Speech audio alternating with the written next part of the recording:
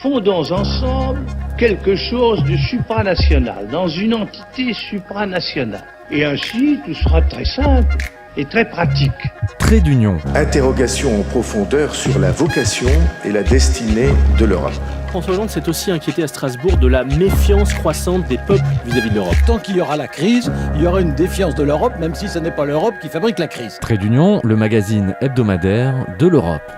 Parler ou définir l'avenir d'une nation comme la nôtre, sans situer cet avenir dans le cadre européen, on ne doit pas accepter que cette question soit éludée.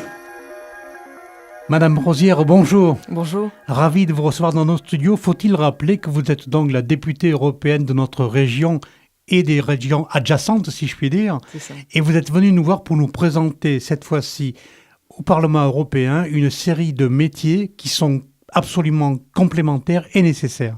Oui, au Parlement européen, il y a 751 députés européens, mais pour que nous puissions jouer notre rôle, c'est toute une machinerie, beaucoup de métiers qui font que l'institution peut fonctionner, que le débat peut avoir lieu, et puis que, en tant que députés, nous sommes bien accueillis et nous pouvons être sereins dans l'exercice de nos fonctions. Au-delà de cela, bien évidemment, certains métiers deviennent absolument indispensables, ne serait-ce que pour vos déplacements, et en l'occurrence donc les chauffeurs.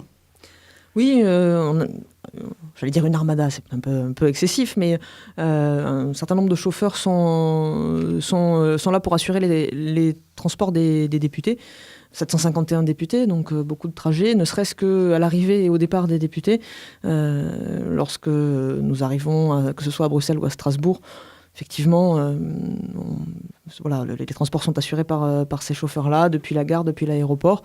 Alors je vous rassure, ce sont des transports, dans ces cas-là, des transports collectifs. Nous sommes dans nos minibus qui viennent nous chercher pour nous amener au Parlement. À l'inverse, quand nous repartons, avec de temps en temps des emplois du temps un petit peu serrés et, je dois dire, une grande efficacité et une bonne connaissance des itinéraires bis dans les villes pour faire en sorte que nous arrivions à attraper notre avion ou notre train dans les temps. Et puis, toujours une forme de convivialité parce que voilà, ce sont des personnes qui ont un réel sens du service, comme je vous le disais, parfois dans des timings assez serrés. Et puis ils sont là donc pour assurer nos déplacements du Parlement européen vers un autre lieu ou d'un lieu où nous nous trouvons vers le Parlement européen. Ce sont vraiment les déplacements professionnels des députés. Également, ils nous transportent lorsque nous intervenons dans des événements à l'extérieur du Parlement. Et c'est vrai que le transport en voiture est parfois bien utile, en particulier à Bruxelles, où, même si c'est une très belle ville que j'aime beaucoup, le climat est très souvent pluvieux. Oui, et donc je pense qu'également, ils ont besoin, et vous avez besoin d'une certaine, non pas complicité, c'est pas ce que je voulais dire, mais tout simplement peut-être la difficulté de la langue, parce que parfois transportent-ils des députés qui ne sont pas de leur pays et de leur langue. Oui, alors moi j'ai de la chance parce qu'ils sont francophones, donc nous pouvons largement discuter. C'est vrai que c'est un métier qui demande beaucoup d'attention, de sens du service et de l'écoute. Ils arrivent à communiquer en anglais sans difficulté avec les parlementaires. Ce sont parfois certains parlementaires qui ne parlent pas forcément d'autres langues que leur langue natale. Et là, j'imagine qu'effectivement, la communication doit être plus compliquée. Mais je pense que ce sont des personnes qui sont rompues à ça. Et donc, avec aussi un vrai sens de l'efficacité, j'allais dire de la débrouille, pour faire en sorte qu'à la fin, tout se passe toujours bien. Grâce à votre collaboration, on a pu donc interviewer M. Rudy Van Assel du service chauffeur du Parlement européen.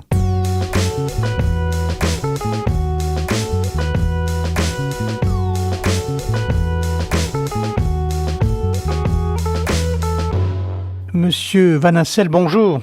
Oui, bonjour. Monsieur Van Assel, vous êtes donc chauffeur au Parlement européen. Alors, il est vrai qu'on voit parfois à la télévision de longs défilés de limousines se succédant les unes aux autres. Et pouvez-vous nous expliquer un peu ce qu'est votre rôle au sein du Parlement européen ? Premièrement, donc, on conduit les députés européens partout un petit peu aux trois institutions, donc aussi bien à Bruxelles, Luxembourg qu'à Strasbourg. Et entre autres, on fait des délégations aussi, quand il y a donc des invités au Parlement, on s'occupe de ces délégations-là. Et puis encore aussi les directeurs généraux que l'on doit donc véhiculer aussi bien à Luxembourg, à Strasbourg et à Bruxelles. En dehors de votre rôle personnel, Monsieur Van Assel, combien êtes-vous au service chauffeur? Ça doit être astronomique, tel qu'on peut l'imaginer ici tout au moins. Oui, naturellement, je ne sais pas faire ça tout seul, ça c'est un petit peu compliqué, mais bon, au Parlement européen, nous avons à peu près une petite vingtaine de chauffeurs donc, qui s'occupent de ça, plus encore des sociétés externes qui nous aident naturellement aussi bien à Strasbourg qu'à Bruxelles.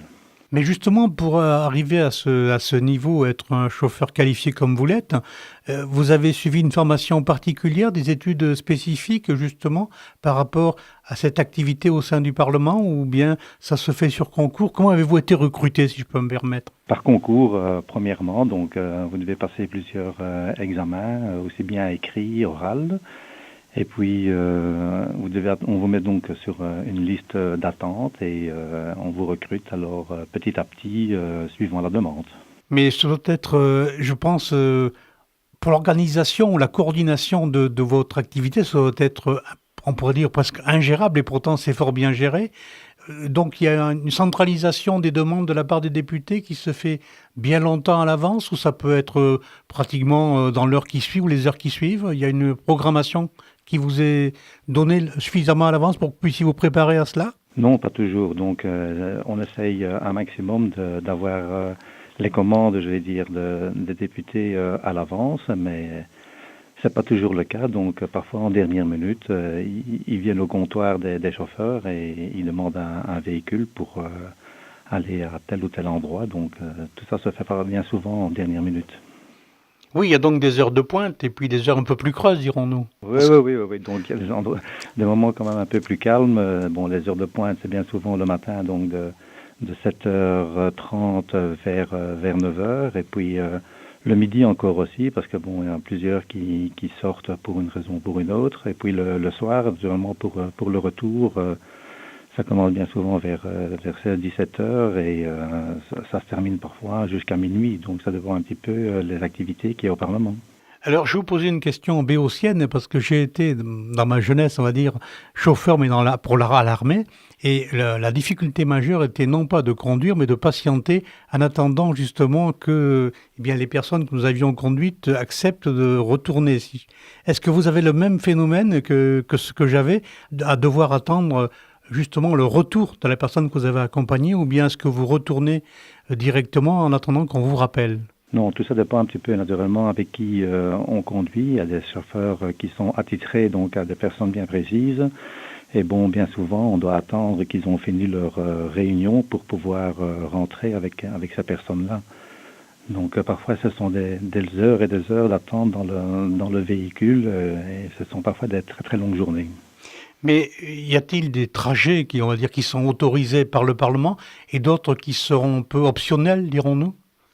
Oui, il y a un petit peu de tout là-dedans. Donc oui, bien souvent, donc ce sont des députés qui viennent à l'aéroport et on les conduit à leurs appartements ou à leurs hôtels, et ainsi qu'au Parlement. Donc ce sont des trajets un petit peu variés. On ne sait jamais à l'avance, naturellement, quelle course on va avoir et où est-ce qu'on devra aller avec ces personnes-là.